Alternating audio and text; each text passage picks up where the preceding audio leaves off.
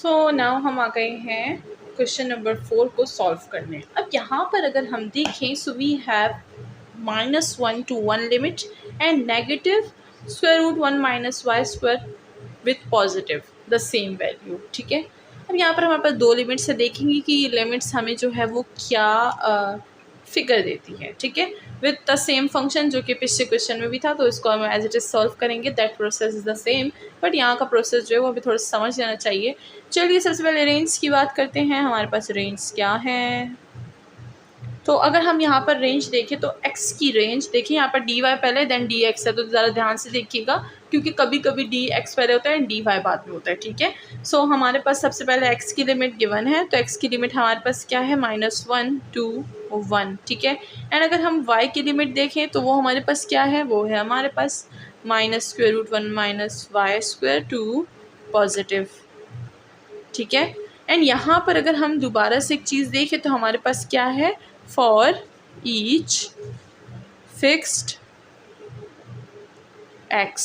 ठीक है, यहाँ पर ये जो है, ये y की जो लिमिट है, ये फॉर ईच x के लिए फिक्स है। ठीक है, हर x के लिए ये चीज़ हमारे पास फिक्स होती है, क्योंकि देखिए y के अंदर ही हमारे पास y आ गया है। ठीक है, पिछले वाले में भी बिल्कुल इसी तरह से था, सही है, उसमें x में हमारे पास y आ गया था। ठीक है, तो हमने बोला था फॉर फिक्स y। ठीक है, सो ये हमारे पास फॉर ईच फिक्स क्या है, x के लिए है। अब चलिए इसका फिगर की बात कर लेते हैं। ठीक है, देखते हैं इसका फिगर हमें क्या बोलता है, तो दूसरा मार्कर ले लेते हैं।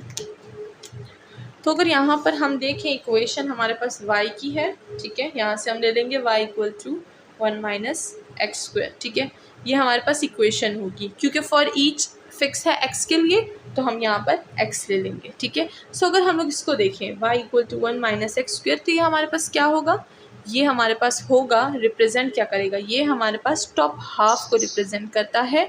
हम इसके बारे में पहले भी पढ़ चुके हैं। ठीक है, सो ये हमारे पास यूनिट टॉप हाफ को रिप्रेजेंट कर रहा है। ठीक है, एंड अगर हम लोग दूसरा देखें तो हमारे पास दो है ना, तो दूसरा क्या है, -1 - x स्क्वायर। हम ये वाली इक्वेशन भी तो बना सकते हैं ना, यहाँ पर ये फिक्स x है, तो हम लोग यहाँ पर x लिख देंगे, इसमें भी x, इसमें भी x। तो ये टॉप ऊपर वाले को रिप्रेजेंट कर रहा है, ये टॉप बॉटम वाले को रिप्रेजेंट कर रहा है। तो क्या हमारे पास इंटायर सर्कल बन गया, we have the entire circle. ठीक है, सो ये हमारे पास इंटायर सर्कल को रिप्रेजेंट कर रहा है। और अगर हम देखें -1 × 1, तो ये भी हमारे पास क्या है, ये भी हमारे पास y के रेंज है। ठीक है, x जो है वो हमारे पास -1 से 1 तक है, 1 - 1 फिक्स। ठीक है, ये तो हमने y की इक्वेशन बनाई। ठीक है, तो अगर हम लोग इसकी y की लिमिट को एज इट इज़ देखें, तो ये भी हमारे पास क्या करता है, इंटायर सर्कल को रिप्रेजेंट करता है। ठीक है, so this is the whole entire circle. हम लोग ने यहाँ पर बता दिया कि ये सारा का सारा इंटायर सर्कल को रिप्रेजेंट कर रहा है। ये कर रहा है, ये टॉप हाफ यूनिट सर्कल को रिप्रेजेंट कर रहा है, और ये बॉटम हाफ है ये यूनिट सर्कल को। ठीक है, सो ये टॉप हाफ को और ये बॉटम वाले हाफ को रिप्रेजेंट कर रहा है, तो we have the entire circle. अब देखते हैं कि इसकी जो है हमारे पास लिमिट किस तरह से होंगी, तो होप कि ये वाली जो चीज़ है क्लियर हो गई होगी। अब हम लोग यहाँ पर लिमिट्स इसकी देख लेंगे। चलिए इसको हटा देती हूँ, फिगर वाले को, इसको भी हटा देते हैं। यहाँ पर अब हम लोग कर रहे हैं लिमिट्स।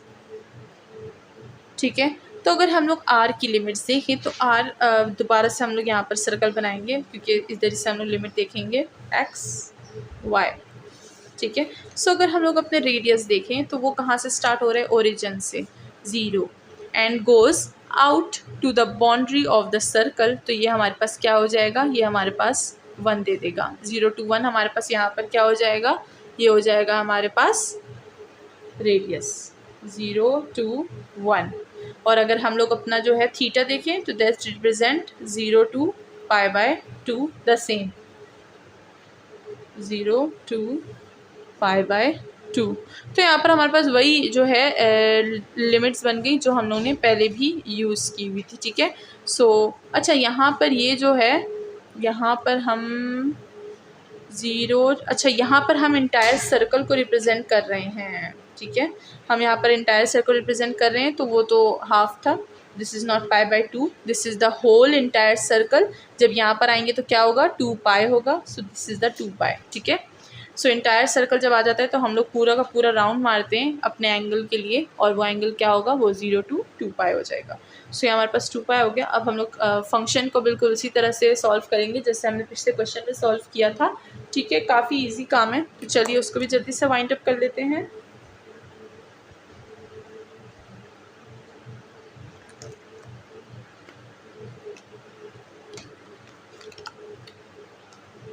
सो हम लोग ने किया है सॉल्विंग,